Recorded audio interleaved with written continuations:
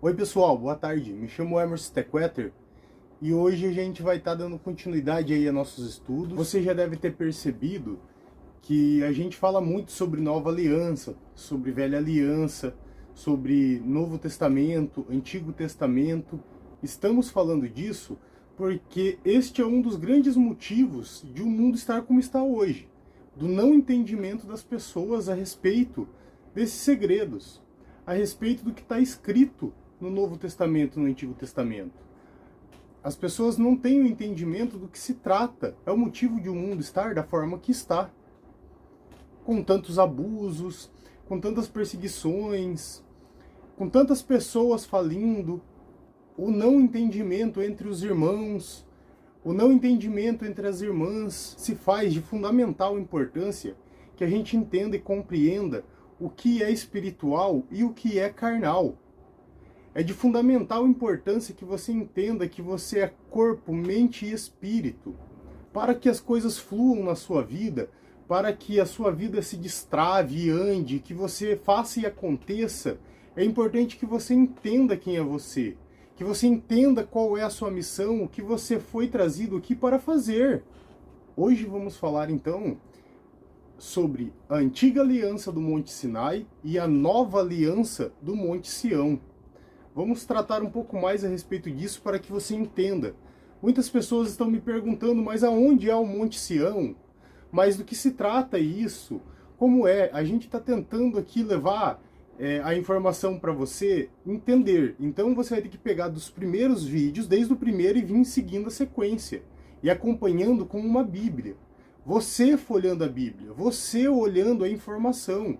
Para sua mente gravar, nós vivemos o pós-cruz, nós vivemos o pós-calvário, o antigo pacto, a antiga aliança de Deus com os homens se iniciou no Monte Sinai, na ortoga da entrega dos 10 mandamentos, e durou até a cruz do Calvário de Cristo, no Monte Sião, até o último sacrifício da antiga aliança, que é Cristo, crucificado, morto, tem o véu do seu corpo rasgado.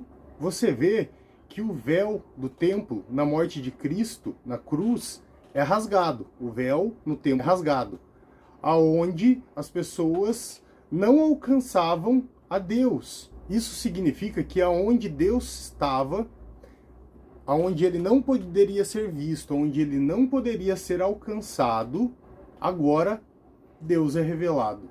Quando Jesus morre na cruz, a gente morre com ele na cruz. Quando a carne dele morre, a gente morre junto com ele. A nossa carne morre com ele. Porque como o próprio Jesus disse, o próprio Cristo disse em João capítulo 15, ele é a videira verdadeira que o Pai mandou na terra. E nós, você e eu, somos os seus ramos. O ramo não é um corpo estranho na videira. O ramo é uma parte da videira que cresce junto com a videira, que cresce da videira. Então você não é um corpo estranho. Eu não sou um corpo estranho. Nós somos um com ele. A gente vê nos 4 evangelhos, Mateus, Marcos, João e Lucas, que ainda é antiga aliança. Jesus está em unidade com os seus discípulos, mas ainda não foi revelada a unidade. Ele está ali explicando. É uma preparação. Você nota que eles não conseguem entender as palavras de Jesus. Jesus fala com eles e eles não conseguem entender, porque Jesus ainda não tinha morrido e ressuscitado. Ainda não tinha acontecido a cruz. Paulo fala em 1 Coríntios capítulo 15, é revelado o Espírito Santo. Você não se vê desta maneira, porque você está no corpo de carne, precisa comer, precisa dormir, precisa descansar, precisa trabalhar, estudar. Mas a gente faz parte do corpo de Cristo. Agora a gente é o Espírito Santo de Deus. A gente é unidade com Cristo agora. Cristo e nós somos um. E por que você se vê assim? Por que você não se vê como Espírito de Deus? Porque não tem sido pregado O pós-cruz, não tem sido pregado o evangelho pós-cruz. A pregação do evangelho faz você começar a enxergar essas coisas. Faz você começar a notar que você também é um espírito. O Espírito Santo está dentro de você. O que tem sido pregado é o evangelho da circuncisão. Os 4 primeiros evangelhos são os evangelhos da circuncisão, é antes da cruz. Os 4 primeiros evangelhos, você vai ver que Cristo vai falar com os discípulos e vai falar, olha, não sigam o caminho dos gentios. Ele vai falar de expulsar demônios, do final dos tempos. Dentro do corpo, Cristo ainda não tinha a total revelação. Ele ainda tinha que passar, ou seja, ele ainda tinha que carregar a sua cruz para chegar na revelação total. Por isso que ele rejeitou o trono do rei Davi. Por isso que ele passou pelo deserto. Aquilo que Hebreus capítulo 6, dos rudimentos, o ensinamento do juízo final, do julgamento do mundo, é o ensinamento da antiga aliança. Não faz parte da nova aliança, não faz parte do Novo Testamento. Em João 12:31, Jesus já profetizando o julgamento do mundo, ele dizia, visando aquela aliança que viria, ele diz, agora é o julgamento deste mundo. Quando houve o julgamento? Quando foram separados bodes e ovelhas? Quando foi que ele separou as sementes, os filhos de Deus e os filhos do diabo? Quando foi que ele fez a revelação do reino que estava preparado para os seus escolhidos desde a fundação do mundo, na cruz do Calvário? Isto é simbolizado pelos 2 ladrões. Isso é simbolizado, este julgamento, pelos 2 ladrões. Haviam 2 ladrões crucificados junto com Cristo. E um dos 2 ladrões olha para Cristo e diz, duvidando, vê se tu vê alguma coisa por aí parecida. Se tu é o Cristo, então desce daí dessa cruz. Se tu é verdadeiramente o Filho de Deus, desce dessa cruz e tira nós também. Similar ao que o diabo fez com ele lá no deserto. Se tu é Deus, sai da cruz. Se tu é Deus, opera milagre. Se você é Deus, faça coisas grandes, porque Deus é grande, faça coisas grandes. Se tu é Deus, sai de dentro da palavra. Se tu é Deus, faça coisas de Deus. É isso que um dos ladrões fala. Este é o evangelho da circuncisão. Essa é a palavra de morte dos mandamentos dados por Moisés. Essa é a representação do diabo, da morte. Podemos comparar também o ladrão que desacredita de Jesus à parábola do joio e do trigo. A semente do joio é o que está pedindo para que Jesus faça milagres. Ele não está preocupado se Jesus é Deus ou não. Ele está preocupado em acontecer milagre na vida dele, para ele receber coisas, pois ele não reconhece os erros dele. Ele não reconhece o quanto ele tem sido mal, o quanto ele tem sido mesquinho, o quanto ele tem sido perverso. No caso do ladrão que está na cruz e está duvidando do Senhor, ele não está preocupado em se arrepender de ser pecador. Muito pelo contrário, o outro reconhece quem Cristo é. Ele sabe que Cristo não precisa fazer nada para provar quem ele é.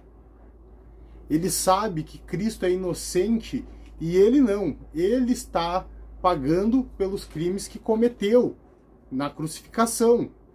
Jesus, ele sabe que era puro, que era limpo, que não devia nada. Estava morrendo sem dever nada, sem nenhum crime. Este houve lá na cruz, sem batismo, sem ceia, sem confessionário. Este houve. Hoje mesmo estarás comigo no paraíso. Hoje mesmo conhecerá Deus. Então o julgamento aconteceu na cruz. Agora nós não pregamos mais o juízo final, o julgamento, pois ele já aconteceu na cruz do Calvário. Acabou. Não vai ser julgado mais. O mundo não será mais julgado. Nem em 2036, nem em 2012, nem em 2000 e nem em 2050. E não vai ser mais julgado. Já foi julgado. E já foi expulso o dono deste mundo. Já foi expulso o príncipe anterior deste mundo. O mal foi aniquilado na cruz de Cristo. Agora, as palavras do diabo, a sombra do diabo permanece nos filhos desobedientes. É o que diz em Efésios 2, versículo 2. E aí você ficou ouvindo gente te falar: ah, porque o diabo tá lá na tua casa, porque fizeram trabalho para você com macumba. A pessoa que fala isso, olha, isso é uma vergonha. É uma pessoa completamente despreparada, que não leu a Bíblia, que não entende a Bíblia. Por isso que temos que separar o evangelho da circuncisão, porque o Messias de Israel, Jesus veio como Messias de Israel. Por isso que ele entrou com o jumentinho, foi aclamado como Deus de Israel, não dos gentios. As promessas daquela velha aliança acabaram. Hebreus capítulo 8 fala isso. Fala que Jesus é o mediador de uma nova aliança, um melhor concerto, um melhor pacto, um melhor acordo entre Deus e os homens. Está fundamentada a nova aliança em melhores promessas. Não em promessa de nova terra, promessa de nova casa, promessa de bens materiais. As pessoas estão atrás disso. E não é disso que se trata a nova aliança. A nova aliança promete a nós a vida eterna, a vida gloriosa de Deus. Estão te falando que estão liberando unções na sua vida da conquista da casa própria, da conquista de um bem material. Não é que o evangelho não te ajuda a prosperar. O evangelho te ajuda a prosperar, mas não de forma mágica, que nem estão ensinando por aí. Porque o evangelho não é que ele faz coisas mágicas, o evangelho te educa. O evangelho educa o seu espírito. E aí você para de errar. E aí você para de olhar para o mundo com maus olhos. E aí você começa a perceber que ao seu redor não são demônios que estão, e sim são anjos que merecem seu respeito, que merecem honras. Você começa a perceber o Pai, você começa a perceber Cristo nas criaturas de Deus. Você começa a perceber a criação. Você libera esse tesouro que está dentro de você. Você libera esse poder divino que está dentro de você. Você libera o que você realmente é. A sua verdadeira identidade. Este é o novo pacto. Aí você começa a perceber novas oportunidades. Aí você começa a administrar o seu dinheiro, administrar o seu casamento, administrar você como filho, administrar você como pai. Você começa a perceber que as pessoas ao seu redor aprendem com suas ações. Você começa a perceber que não adianta falar pro filho: não conte mentiras, e aí você sai com ele e conta mentira por aí. E você começa a perceber que ele está notando, que ele está aprendendo com as suas ações, não com as suas palavras. Você começa a perceber, o seu espírito é educado a perceber Deus em tudo. Você começa a não se conformar mais com o mundo. E o que é isso? Eu não me conformo mais com o mundo, meu Deus do céu. Não, não é isso. Não se conformar significa não tomar forma do mundo, pois a palavra é conformar, co-formar. Se as pessoas que estão falando com você sobre Deus te levam a buscar coisas do mundo, te levam a ficar com cobiça, te leva a desejar coisas do mundo, coisas que talvez ainda não estão na hora de acontecer, ou talvez são coisas que nem irão acontecer porque você não precisa, porque a sua missão é outra, que não plantam novos valores em vocês, que te fazem se desesperar e correr atrás das coisas que todo o mundo, que todas as pessoas estão correndo atrás, isto é se conformar com o mundo. Isso é tomar a forma do mundo. Aí você joga um olhinho na cadeira do chefe, e aí você burla. E aí você vira chefe. Há justiça nisso? Este é o ensinamento do reino de Deus, que é paz. Eu quero, ou o Senhor me dá, ou o Senhor me mata. Isso não é paz. E o ensinamento do reino é paz. Tenha paz. Viva o agora. Viva o presente. Justiça. Esforço. O cara acorda todo dia para montar a empresa dele, trabalha, rala, e faz a correria dele, faz o network dele, e vai atrás e corre. E aí, estão contando por aí que é só você ir lá e ponhar o dinheiro lá, e o óleo e não sei o que, e aí isso magicamente vai acontecer na sua vida. Isso não é justiça, isso é desespero. Isso é se conformar com o mundo, tomar forma do mundo.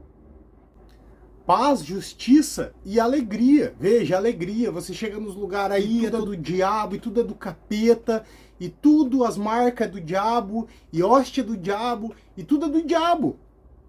Tem vários lugares assim, que você chega lá, é te implantado medo, é que você é massacrado pelo medo.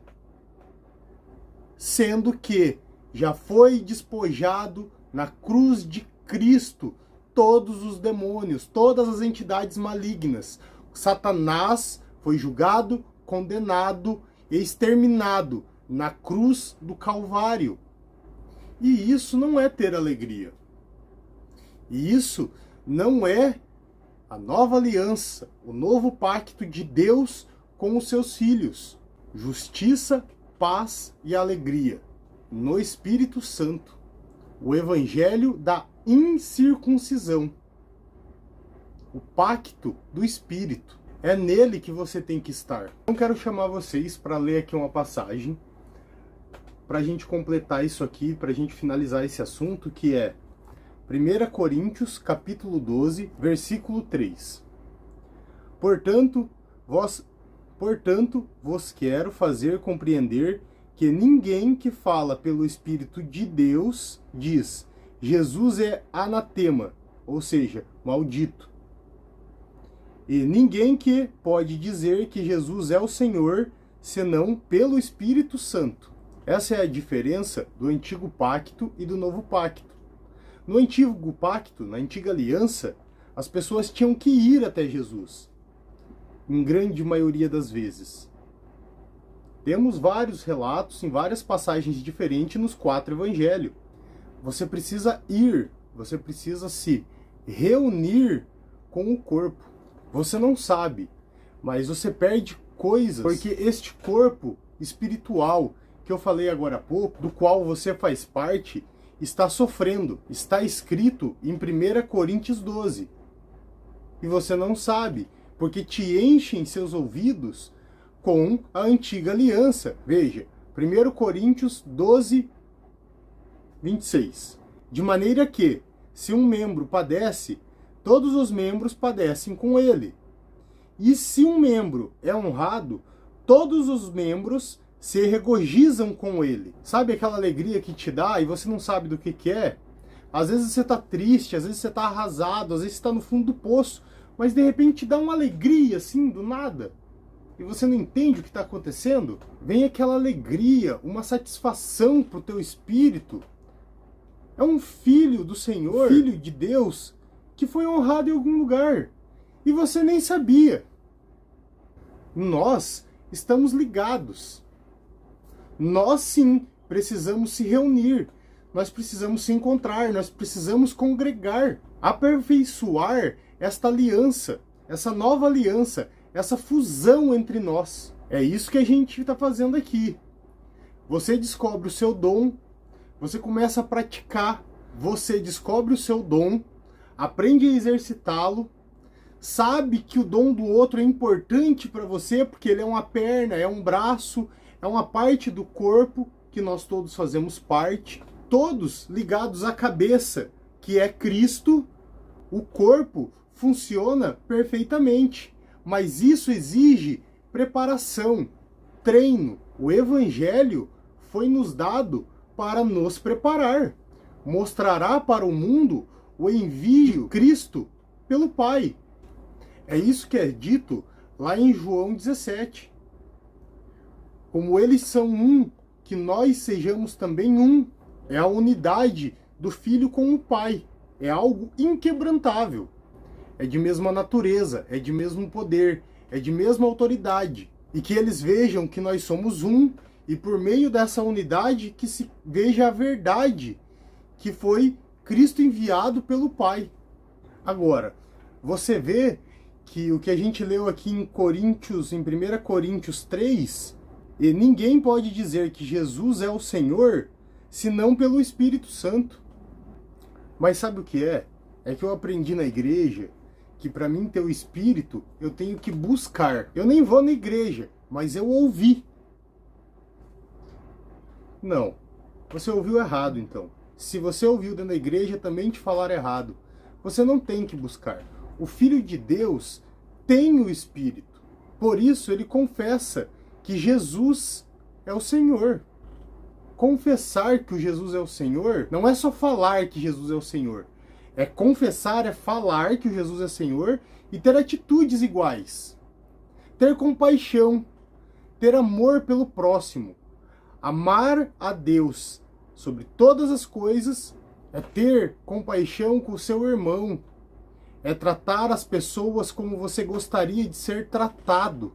Quem confessa que Jesus é o Senhor não precisa de piscinão para lavar os seus pecados. Foi lavado no sangue de Jesus. Quem confessa que Jesus é o Senhor não é como pseudo-apóstolos que sobem no morro e dizem: ai, vamos orar por 40 dias lá no morro. A oração dele de 40 dias vai mudar a sua vida. Mas a cruz de Cristo, o sangue de Cristo, a cruz do Calvário, ela não muda a sua vida. Se você que está me ouvindo tem o Espírito, você não precisa ir até na frente do altar e falar: ah, eu aceito Jesus. Você já está selado com o Espírito Santo de Deus dentro de você. Se você está me escutando aí falando: é isso mesmo, isso é verdade, está certo, você está me entendendo o que eu estou falando, você tem o Espírito Santo de Deus dentro de você agora. Quem busca Cristo nas Escrituras, quem busca Cristo a vida inteira, quem busca Cristo dentro das igrejas, já tem o Espírito dentro dele. Esse é o motivo que te faz buscar a Deus. Esse é o motivo que te faz procurar Ele. Você já tem o Espírito Santo de Deus dentro de você. Não transborda do Espírito, não faz acontecer tudo que tem que acontecer porque não escuta o verdadeiro Evangelho de Cristo, porque não está escutando a verdadeira palavra de Jesus Cristo.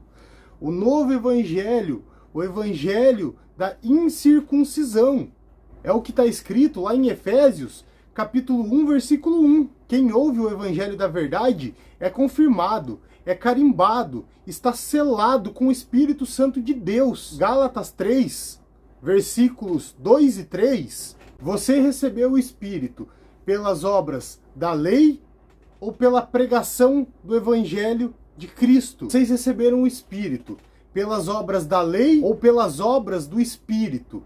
Se você acha que você recebeu o Espírito porque você jejuou, isso é obra da lei. Você recebeu o Espírito porque você ficou na vigília? Você recebeu o Espírito porque você orou 40 dias no monte? Ah, eu estou no jejum de Daniel. Agora eu vou parar com tudo que é prazeroso na vida. Agora eu não assisto mais TV, agora eu não como carne, agora eu não contemplo as coisas lindas do mundo. Ah, eu estava me consagrando. Que consagração é essa?